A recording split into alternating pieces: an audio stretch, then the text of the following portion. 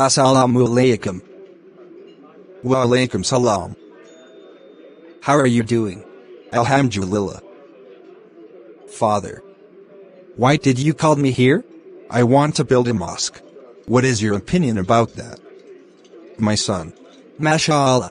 I'm very happy for that. But this is a secret between me and Allah, and do not tell anyone. Why you don't want anyone to know? The first person to be judged on the day of resurrection will be a man who was martyred.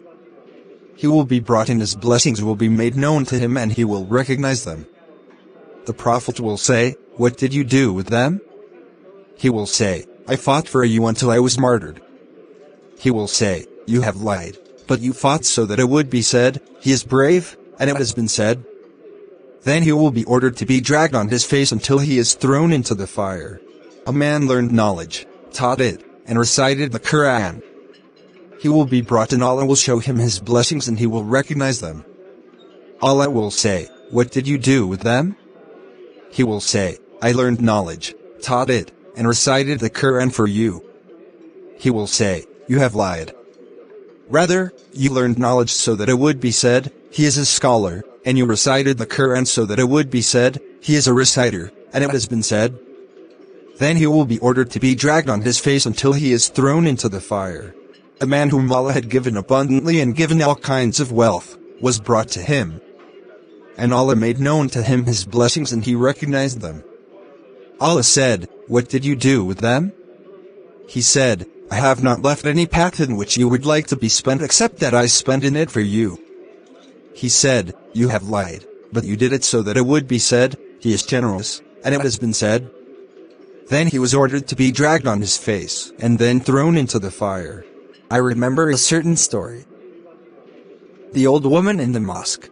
A certain king wanted to build a mosque in his city, and ordered that no one should participate in building this mosque, neither with money nor anything else.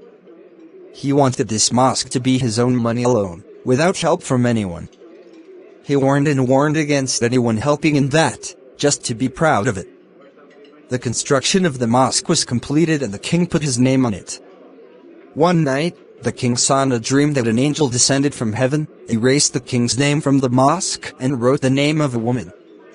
When the king woke up from his sleep, he woke up terrified and sent his soldiers to see if his name was still on the mosque. They went and came back and said, "Yes, your name is still there and written on the mosque." His entourage told him that these were just dreams. On the second night, the king saw the same vision. He saw an angel descending from the sky, erasing the king's name from the mosque and writing a woman's name on the mosque. In the morning, the king woke up. He sent his soldiers to check if his name was still on the mosque. They went and came back and told him that his name was still on the mosque. The king was surprised and angry. On the third night, the vision was repeated.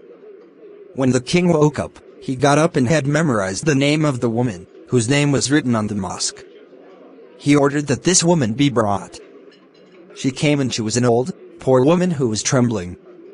He asked her if she helped build the mosque that you built. She said, "O king, I am an old, poor, and very old woman. I heard you forbid anyone from helping build it, so I cannot disobey you." He said to her, "I ask you by Allah, what did you do in building the mosque?" She said, "By Allah, I have never done anything in building this mosque except." The king said, "Yes, except what?"